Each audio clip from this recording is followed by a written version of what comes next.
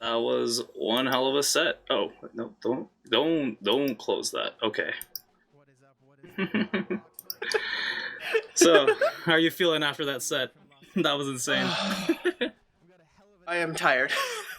Hope you guys are ready for it. I I hear was trying you. to I hear put you. as much energy as I can into the show, so I'm always exhausted afterwards.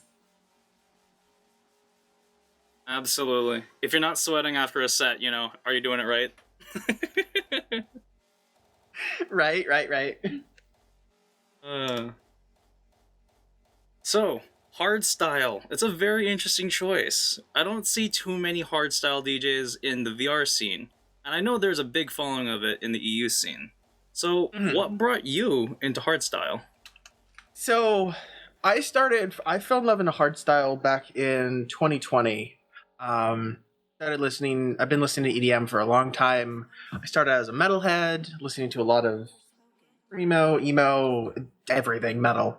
So I grew up listening to a lot of that, and then I kind of fell into dubstep because dubstep and metal kind of go together. And it kind of happened as a joke, honestly. So I was at a rave, and I met some new people. I went on my own, and so I had fun. And they were like, "Well, what kind of other music do you like?" Because it was kind of a generic rave. It wasn't like a dubstep or any specific genre. And I was like, "Well, I like the harder stuff, And I just kind of said hard style, just kind of as like a throwaway term to like explain dubstep, because like in my brain I was like, well, it's not really dubstep because I like all of dubstep. I was very new to the rave scene. So I was just like, harder stuff, hard style. It just kind of became a thing. And she's like, oh, yeah, that's cool. And I'm sitting here like, is that actually a genre? Uh, uh, yeah. And so I ended up looking it up. And yeah, I just fell in love with it. It just, the energy, the dance, it just kind of fit my energy, my style, how I am as a person, and like what kind of music I enjoy. Absolutely, absolutely. Hardstyle's a very it's a very bright sound, and like I get that, I get a lot of energy from you, especially with your color scheme, just like the whole pinks and the shades of red, like, Mhm. and then like the highlight on the black background. Thank you, thank you. Yeah, Yeah. And so yeah, just raving. I never thought that I would want to become a DJ producer. I'll be honest. I was never a thought in my mind. Um, but yeah, it just kind of started happening, I guess. Um, I was inspired by Porter Robinson. Myself and a bunch of my closest friends, including Thrill Seeker, yeah, we all went to Second Sky back when it happened in up in San Francisco, and I was just inspired that like the music and the everything that had to do with that it just kind of inspired me to um like, well, shit, if he can do it, I can do it, like, you know and so I just kind of started down the road, and years later, here I am. I think that's always a crazy adventure to go from the person sweating it out on the dance floor to being the person sweating up behind the decks. It's absolutely a journey and a half, and then like finding that spark and that fire. So I'm really Mm. glad that you found that. From Porter. Porter's been an inspiration for many of us here in Mm. VR. And Yeah. like I could hear a little bit of that inspiration, a little bit more of that positive sound. Mm. Yeah. So it's interesting that you say you come from like the metalhead background. So who are some, oh, ooh, that's my water. Who are some of the bands that Um, some of the most notable bands that I really enjoyed was like Five Finger Death Punch, Breaking Benjamin, Dropkick Murphy, System of a Down. What else? And then some of the lighter stuff would be like Foo Fighters, The Killers. Um, I listened to a lot of alt rock in high school because that was like the music station that was on the ride to school that came in. So I listened to a lot of alt rock. And then as I got older and more angsty, I got into the heavier stuff. Yeah, my brain is doing flips trying to think of other names. But yeah, Nothing More would be another one that I really enjoyed. The list goes on, but I hear you. I hear you. Like I've recently been on a huge binge of all my old high school nostalgia myself, so I 100% get that. Like Mhm. I heard a little bit of some Paramore in there, and then just Yep. that cover of Chop Suey was just Yep. gorgeous during your set. When I found that mix, I about cried because it was so good. I was just like, I have to play this. Absolutely, absolutely. And it's always good when like you feel that piece of music just really pull at your heartstrings. It's like this is the song right now. You know, it's that. So yeah. So in that note, did you ever get a chance to? Did you ever like play in bands in school, or did you ever like jam out on guitar? No, I have a guitar. I played it probably for maybe about a year, going through lessons and stuff in high school. But no, I was always I always listened to music, but I never made music. Minus, trying to learn how to play the guitar like every 16-year-old does. But no, I mean I've always been a musical person because I always felt like, especially for me, expressing my emotions has always been very difficult, or understanding and expressing them. And so for me, music has always been a way for me to show and or express the feelings that I can't put words to, or couldn't explain or understand, or whatever the case was. And so I was always listening to music all the time, consistently. And even I grew up in my parents aren't musicians. None of my family is musicians. But we're very music, based family. Like we listen to music all the time. And when I was very, very little, my mother we would play music, the oldies, what we called the oldies back then. Listen and dance in the kitchen with mom when I'm, this big tall. So, music has always been a part of my life, but it was never a thought in my mind that I could make music. And so when I started down this road of production and DJing, I've always had this like feeling like I'm doing it. Like I'm actually making music. And that's a crazy feeling.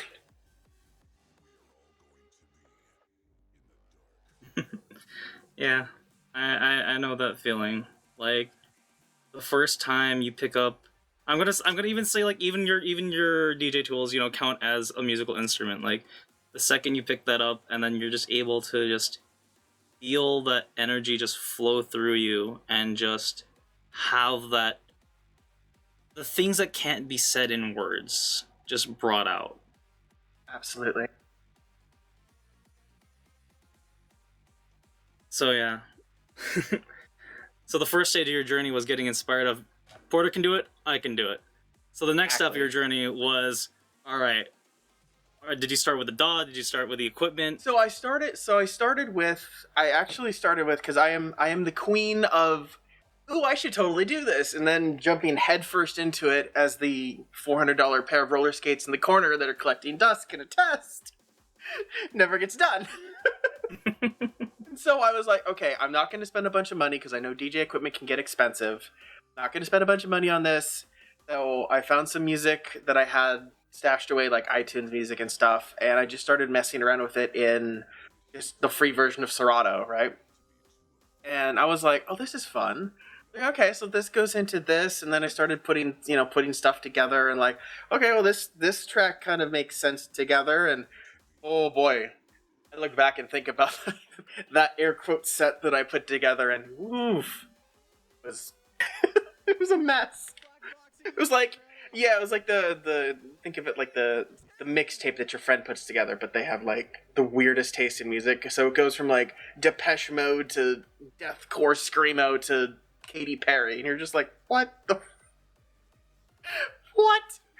But like I think I spent like 4 hours just messing around in Serato.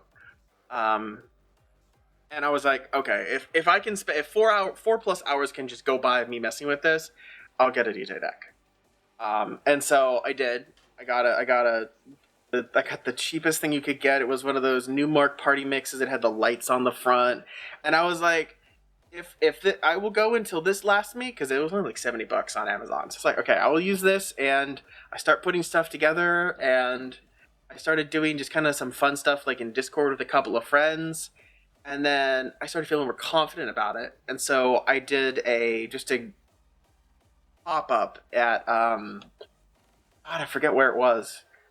I did a couple pop ups at like an old club that's not even doesn't even exist anymore. It was one of Thrill Seeker's. It was his club world that we had for a while before Schism, and I was like, oh, this is fun, you know. Kind of did a couple things, pop ups, and then I met some of my closest friends. They became my closest friends. Flying Fly and Code. They ran the Dice, which they've moved on from doing events. They just do world development now, but at the time they were running the club The Dice, and I played for one of their like pop up kind of like anybody can sign up nights, and it just kind of hit. That was history, I guess. It started a this process of like me learning how to mix hardstyle, how to, you know, find my sound and find my style within it, which is kind of a mix of hardstyle and hard dance. Um, that's kind of it's evolved up to that point. And then I started probably about a year in. I started messing around in the DAW, producing. I came up with a couple of goofy D&B tracks that will never see the light of day, but they exist somewhere. Um, and yeah, I've just been kind of slowly going down this journey of learning how to better produce. Um, I started going to Icon Collective, which is a school that you can go to. A lot of big name EDM producers have gone there to learn how to produce. Um, I was going there for a good chunk of time. I had to drop out because life happened. But I learned a lot from what I was there, and I've continued to grow and learn in the production process and what sounds good and how to mix, how to master, and all of that. And right now, the culmination of it is this EP that's coming out on this next weekend that I'm so proud of, and it was one of my biggest goals to uh, produce an EP, produce an album, and I did it. And so I'm like super happy and proud and nervous and afraid it's gonna flop, and so many mixed emotions of how this is gonna go. So fingers crossed. But yeah, it's been about a 3 year journey getting to this point. Hell yeah, that's absolutely beautiful. That's beautiful. And like I feel like if you weren't worried about the release, then I would be worried. You know what I mean? But yeah, no, like the fact you are worried, it shows that you really put your time, your effort, and your care and your love into this. And like, it's basically like producing an album is basically producing a kid. It's your musical kid, basically. You know, so it's like It kind of is. you pour your heart and soul into it, and like as someone who also like is in that boat of just like wanting to create music, like I 100% get that, and like don't look at my list of things that I want to write down. Just, yeah. I write names, I don't write music.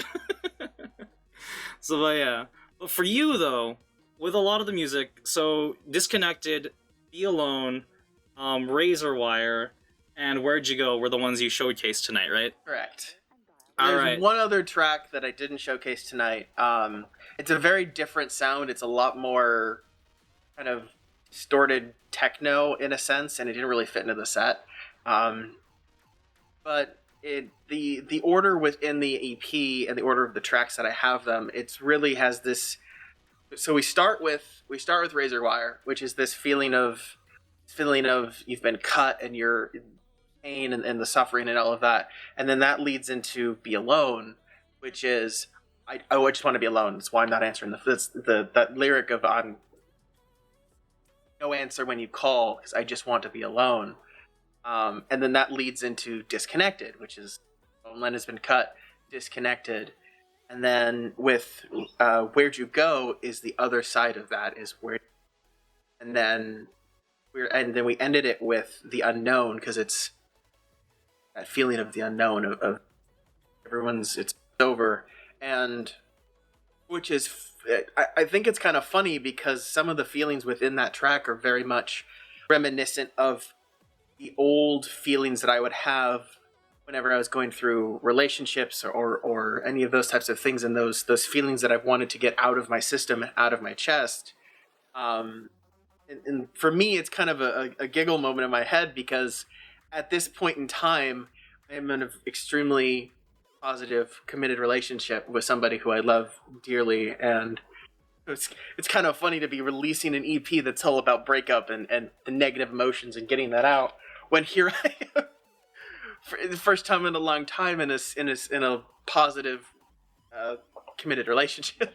It's kind of funny, but yeah, and it was meant to give people that the hope and dream of it is that it gives people the ability who have the same issue as I have, who can't get those feelings out, can't get those emotions, be able to listen to these tracks and dance and pump your fist and just let it out. Sometimes the words just aren't enough. Absolutely, and that's always the weirdest irony for a lot of that. Like, I know there's people who go through a lot of like similar issues in that sense of like having those heartbreaks and depressive moments, and they make some masterful pieces. And then like I know other people who are super happy and like they aren't like you don't a lot of things you don't see the hardships, but like you don't expect them to like make such deep hardship sounds kind of thing. So like I 100% get that. Like it's jarring in the moment, but it's the reflection of what you've gone through kind of thing. Yeah. Absolutely.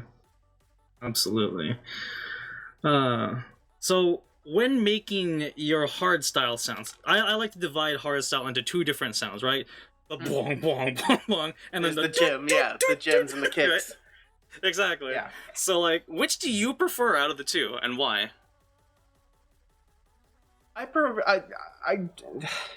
That's hard to say because they're both. I mean, they're both good. Just different songs need a different sound.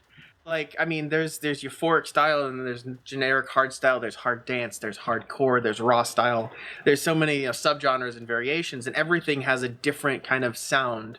But I think I'd have to say, my favorite are the ones that are more shuffle based hard dance style. Like some of the tracks that I played tonight, like that Timmy trumpet track into more bass or motherfucking. I think it's motherfucking bass. They have the word bass in it. My lord. But you know that double that we did, and it's very upbeat and jumpy, and very much like you would see somebody doing heavy shuffling in the freaking crowd too. I think those are some of my favorites. And that doesn't mean that I don't love the heavy fist pumping gym, freaking dun dun dun dun dun dun. But I think some of my favorite doubles and mixes that I've done have been those. Like that triple I do with the two remixes of Jesse James and then into Jack the Ripper.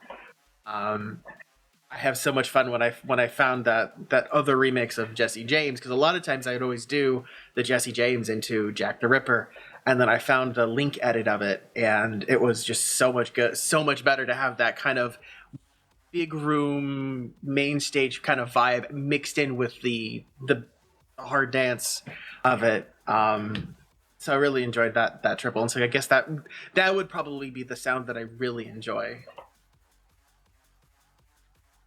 I get what you mean. I get what you mean with like it's just that big wide sound kind of vibe. Yes, yes. Absolutely. Like that fits the festival sound very well. And I can honestly see you like playing a massive festival with that and just really hyping up the crowd. Like I can see you Mhm. do that. And then I'll see the dude in the suit doing the haka for you, you know. Yeah, exactly, exactly. Yeah.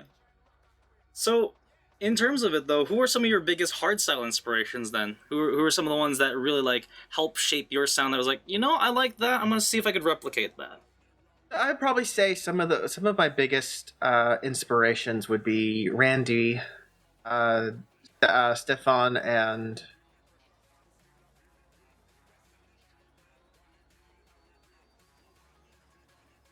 crap. The top 3 is always the hardest one. The third one, you It's know. always the hardest one. But I Yeah, mean, let's do top 5. I, Top I 5. have, I have. There are a lot of hardstyle DJs and producers that have really inspired me.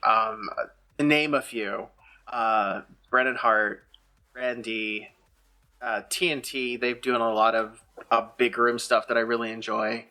Uh, Armin van Buren is another one that is in a lot of main stage big room stuff that is really I really enjoy. Um, and that's to name a few. I could, again, the list could go on. If my brain would here, but yeah, I'd say some of them. And I mean, there's a lot more, of course. Some of the I would say probably that one of the hardcore DJs that kind of inspire the energy that I have would be Little Texas.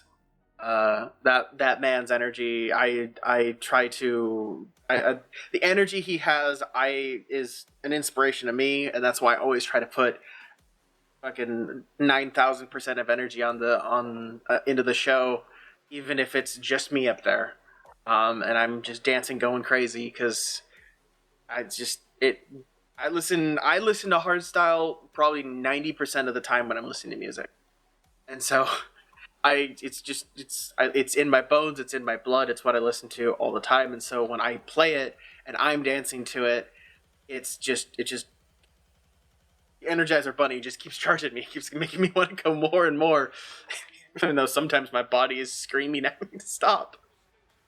But yeah, I mean, there's just those moments you just want to eat, sleep, and breathe the genre you're most passionate eat, about. sleep, rave, repeat. Yep. Exactly, that's the motto, you know. Absolutely, absolutely. Like, I made it like my goal to learn how to spin hardstyle this year, and it's a lot of fun. It's like it high BPM is difficult in one aspect, but easier in another. You know? Mm-hmm. Yeah. So did you Well, find then, that? Yeah. oh, go ahead, go ahead.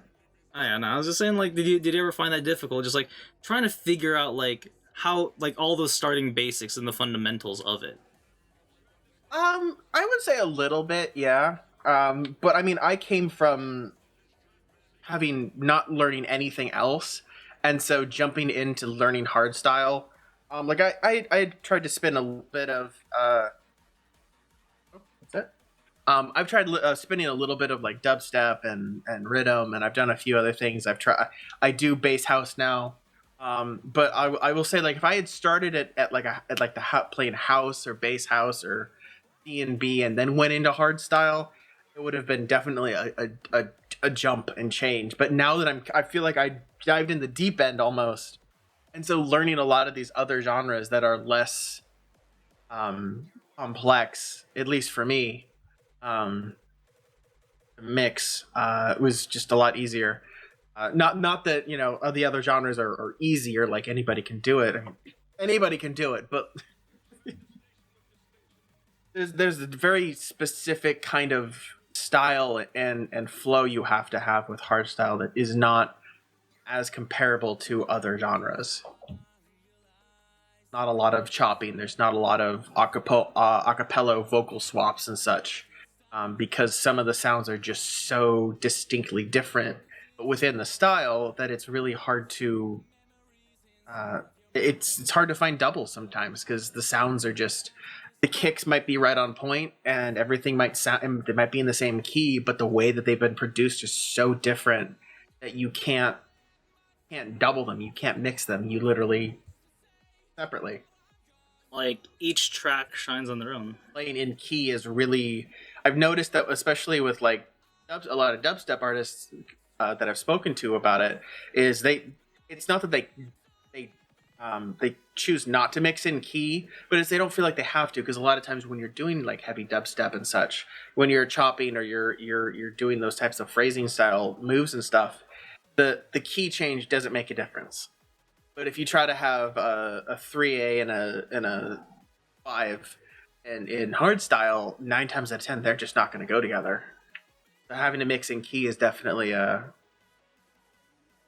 struggle that I had to learn. Yeah, I get that. I get that. It's especially like without having the formal training or lessons to like tune your ear to be able to like to learn all those formalities. So I get that. Like to not have like that theory basis. Yes. All right. So let's jump into the visual aspect of your performance tonight too. So yeah.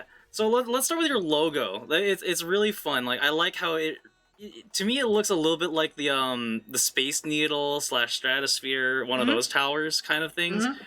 Like how did you come up with your logo emblem? So my logo emblem, obviously, there's the name Ambrosia. I had a dear friend of mine when I was coming up with my name is Ambrosia as an artist name. I was like, okay, well, I want a name logo, obviously.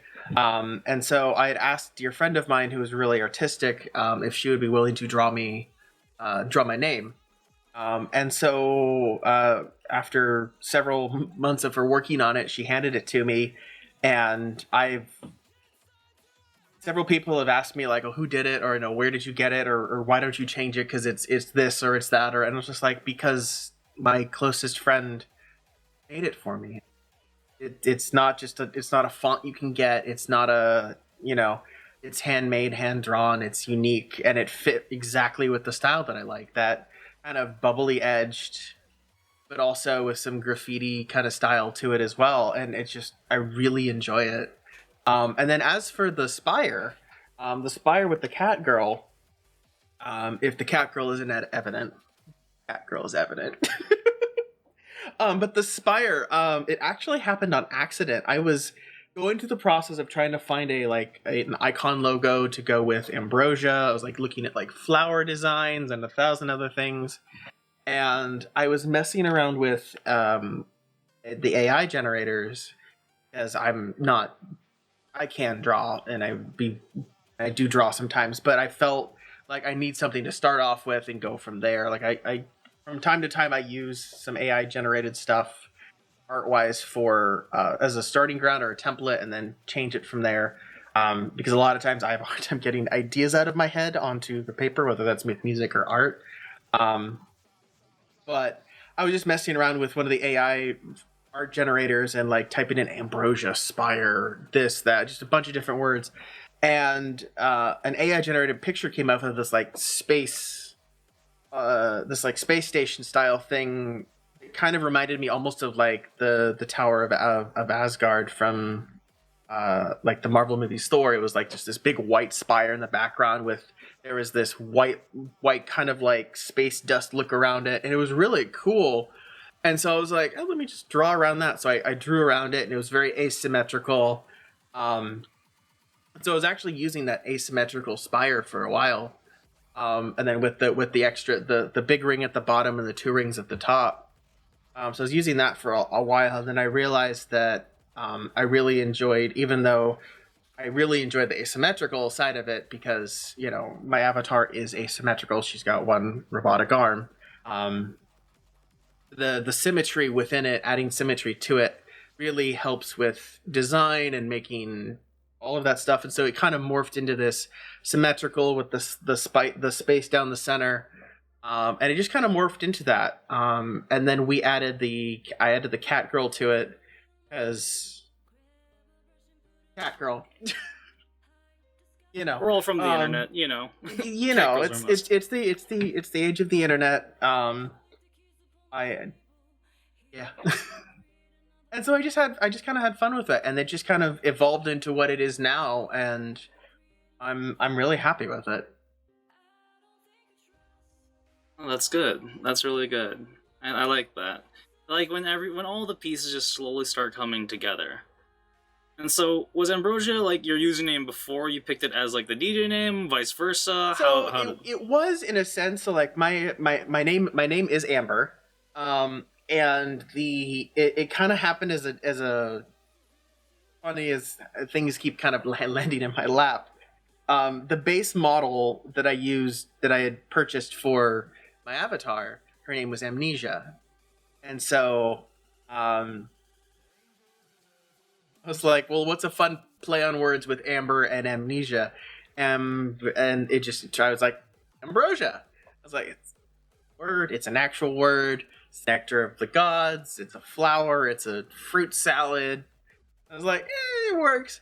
And it just kind of stuck and it became my online name, and we just kind of went with it, and it works for me. It's, amber ambrosia, it kind of goes together, so my brain doesn't get confused when people are calling me one or the other.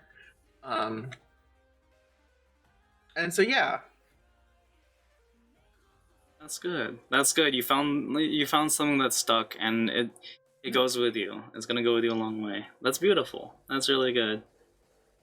Really good. And then I notice in your visuals, you picked the title of Hardstyle Queen. So Yes. So that was a joke between me and my friends at the time, and it honestly just kind of stuck. Because there's not a lot of hardstyle DJs here in VR, at least on the US side. And so I can't remember if I made the joke or if somebody else made the joke of, I guess you're the hardstyle queen now. And I was like, sure, why not? It's not. It doesn't come from like us. Sometimes I feel weird about it because I'm like, it doesn't come from a place of like, I'm the queen, I've got the power, or whatever. But like, it just comes from like I'm a bit of a queen myself, so, and I play hardstyle. So like, it just kind of happened and kind of stuck, and I kind of incorporated into it. Incorporated into the visuals and such. hell yeah, I like that. I like that because like initially when I wrote down that note outline, I was like, I wonder who legitimately does technically hold the title of Hardstyle Queen in like the real space. I'm just like trying to think. I don't know that many like that many like female hardstyle DJs like and like from any of like the festival scene. None that I can name off the top of my head. Yeah. There's a few of them. They're a lot smaller. Women in the music industry we're very small. Um, Very male dominated industry. And there's a lot of female groups that are coming up and coming, that are trying to find more places for female DJs and producers to exist. But yeah, it's just kind of that's just kind of how the industry is. And so yeah, I know there are other hardstyle female DJs. I've seen them. I've seen them on my timelines and such. But we're definitely not as well known. There's only a few of us. Probably the only one that I know of would be Shay.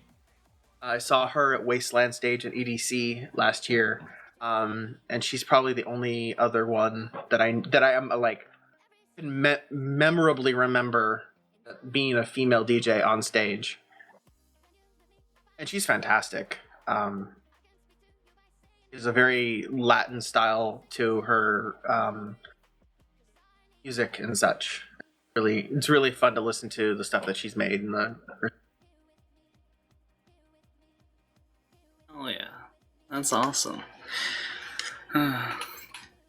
Honestly though, like one day I feel like I could definitely see you play at like DEF CON. Like that's That's my dream. So my two biggest dreams of stages to play at is play at as Wasteland EDC and to play at DEF CON. Those are kind of my two big dreams. And I hope to do them someday. So far I've accomplished the goals that I've had. And I hope someday in the future I'm able to play on those stages. Absolutely, absolutely. And that's like I want to help get people on that road to play in like all these IRL places. Like I really want to see that. Definitely, definitely, definitely. Uh so you said you've been to Porter's Second Sky, you've been to EDC. What other festivals are you interested in going to? So I've been to like Countdown New Year's Eve. I'm actually going again this year with my partner. I've been to a smaller rave down in San Diego last a couple years ago. Um, I've only been to probably a handful of actual raves, and it's kind of funny. So last year I went to EDC and I went to Wasteland Stage. I was there for almost the entirety of EDC. Um, that was the first time I'd ever been to a hardstyle show. Like I listen to hardstyle music, but I have up to that point never really listened to it live, like as an actual set. Like there's been a couple, like when I went to Countdown back in 21, I think. Um, Alan, um, Alan Walker, he had a at his set on midnight. I think it was on New Year's Eve. He played a kind of a big room hardstyle song, one of his a remix of one of his tracks. And I had heard like Showtech once and Seven and after him, but they were kind of big roomy hardstyle. Not really hardstyle, more kind of touching on hard dance.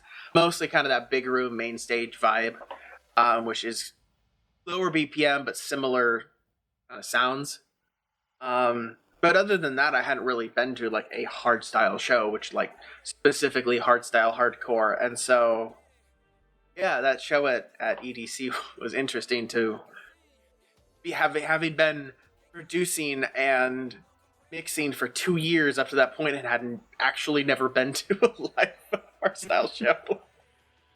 Um, but yeah, other than that, that's been kind of it. It really is different when like the bass speakers just knock the wind out of you. Oh, it's a whole other can of worms. Absolutely.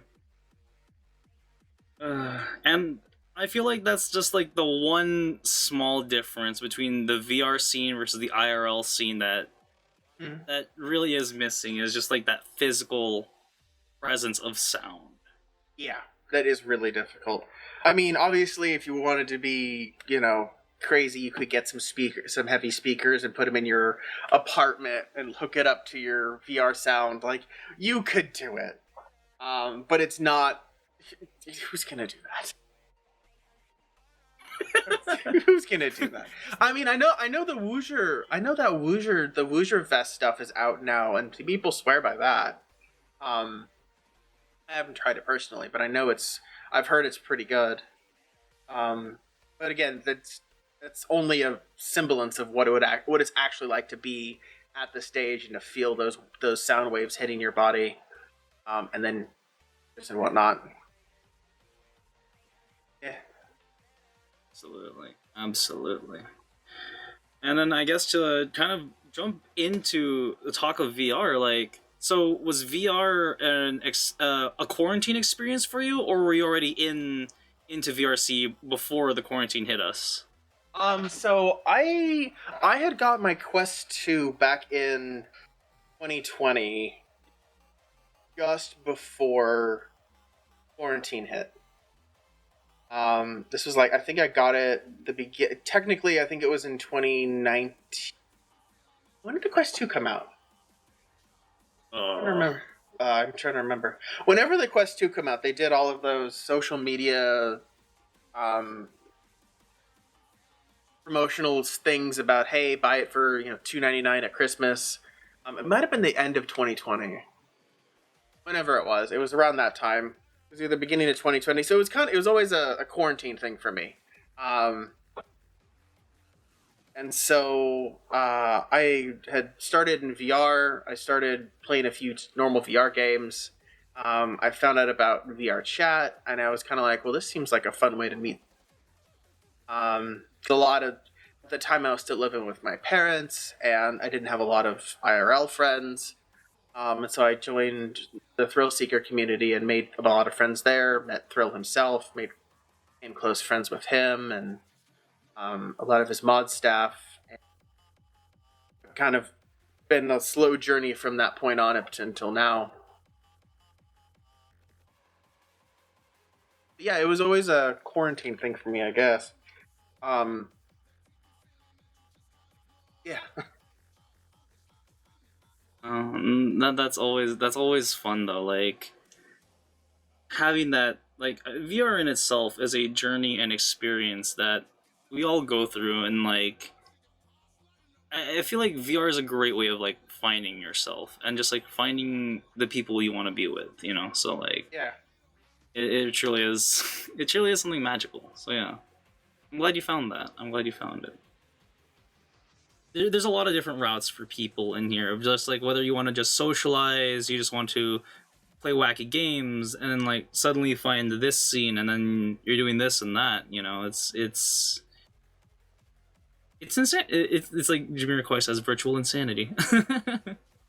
yeah. It's a whole experience for a lot of people. Whether it's to help find themselves, help feel more comfortable in social environments, whether that's dealing with social anxiety or have you. An amazing tool, um, and the music scene in VR is filled with so many talented people, and sadly, there is a lot of drama. And I will say one of the things that drives me nuts is we have a lot of drama, um, but we have a bad habit of airing our dirty laundry out on Twitter, um, which in some cases is necessary. People have done wrong; they need to be accountable for their actions, especially in VR.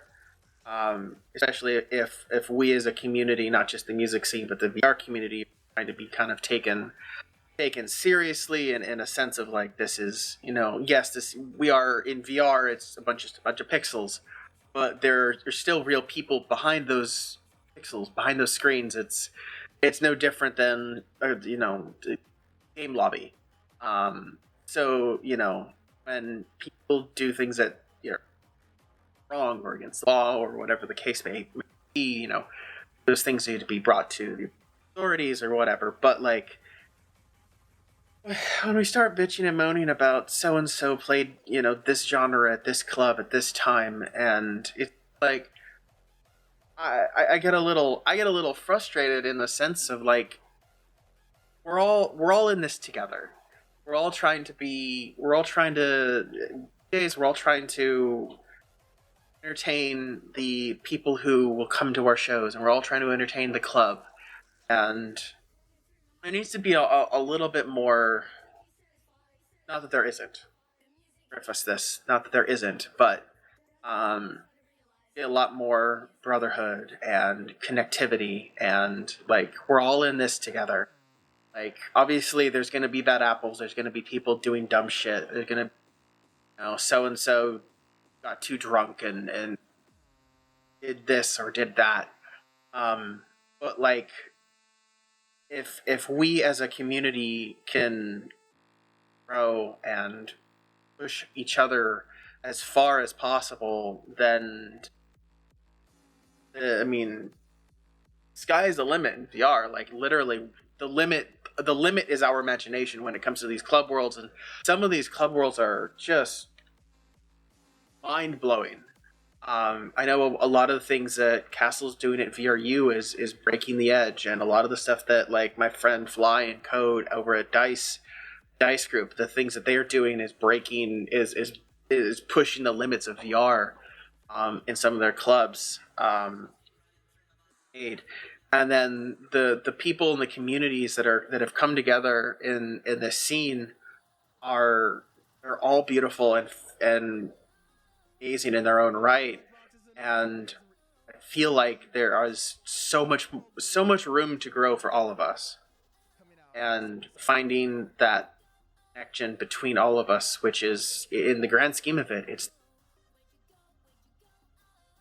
whatever that music may be, whether you like hip hop and trap, or you're going crazy in the mosh pits to the sickest rhythm, or you're shuffling to one of my tracks on stage. We're all in it for the music, and that's the heart of the plur feeling when it comes to the rave scene. It's love, unity, and respect, sticking together to.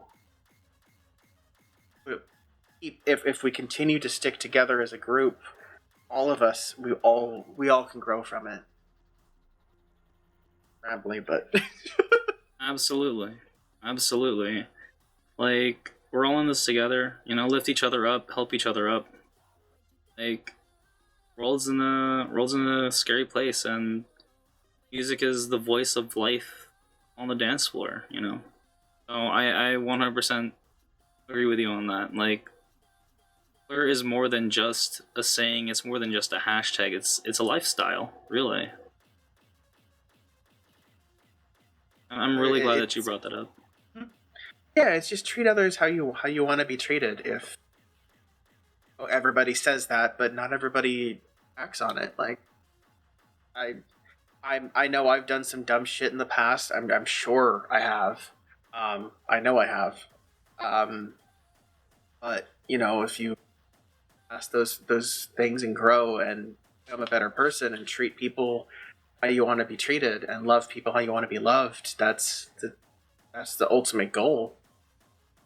Why no matter who is in front of me, whether it's the biggest DJ in VR, or the newest guy who just picked up the DJ deck, yesterday and is trying it out. I always want to give people that feeling that I'm always approachable, and that's why, like, with the EP release party that I'm doing next weekend, I'm putting on a full 3-day festival in VR, and putting on a lot of my close friends, but also people who have inspired me and supported me and guided me up to this point. Because no matter how big, whether I'm main stage at ADC and throwing down at DEF CON, in the next 5 years or whatever, I will never forget where I came from, or stop loving the people who were with me, supported me, and giving back to them.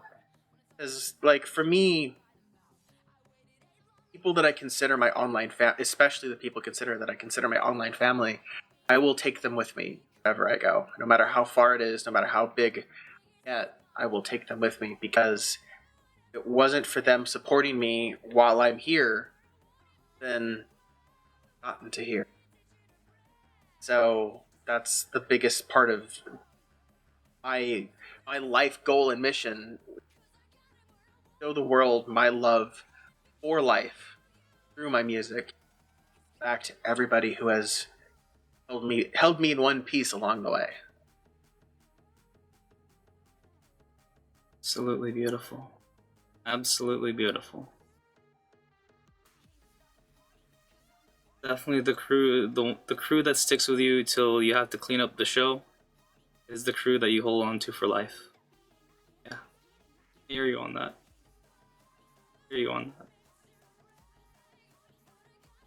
For the people who are looking into VR for a first time experience, or and then also for people who are looking to get into music, what do you have to say for them? What words can you inspire them with as they begin their journeys, whether it's a VR journey or something in VR that they're going to experience? What? I'd say with the VR, just have fun. Have fun. Go explore the public worlds. Find a group of people, hang out with them. Try different communities, whether it's Discord communities or groups you find within VR, and just have fun. Don't worry about the stresses. Don't worry about, I have to have I have to have the top of the line equipment. If you have the ability to purchase those things, do it. I mean, immersion, full body tracking, the haptic suits that are out now, things are starting to become a little bit more super price oriented, but you don't need all of that to enjoy. You don't need all that to enjoy VR. Whether it's the Quest 2, or even if you can't afford a Quest 2 and you just want to get in on desktop, meet people and enjoy the social aspect of it, do it.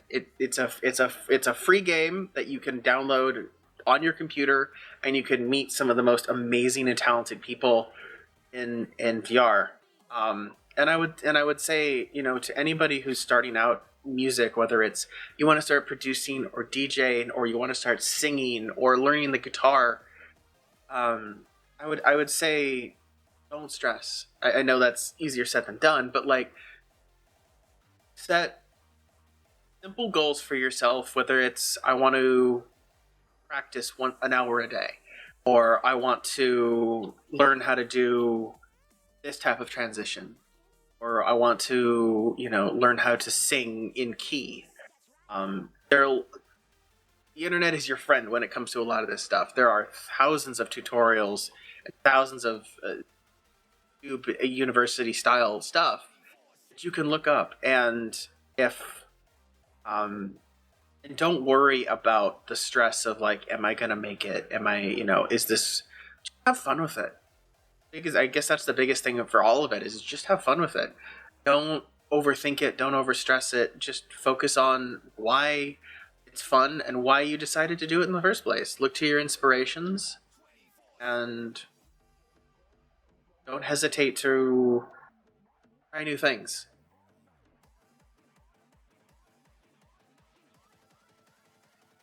Absolutely. Absolutely. That's the journey. We're all on that same highway. Live, we learn, we laugh. Any last thoughts you want to add? So, double checking. EP release specifically is going to be on December 2nd. December 2nd. All right. December 2nd. It will be live on all streaming platforms: Apple, YouTube, Pandora, anywhere where music can be streamed. My EP Disconnected will be there. Obviously, the artist name is Ambrosia. There are several artists named Ambrosia, apparently. And so, look for the cat girl logo. We'll make sure to link your YouTube on our YouTube. So I think this video will go out after the release, which is fine. But yeah, I will send you the link for that stuff so it can get out with the video.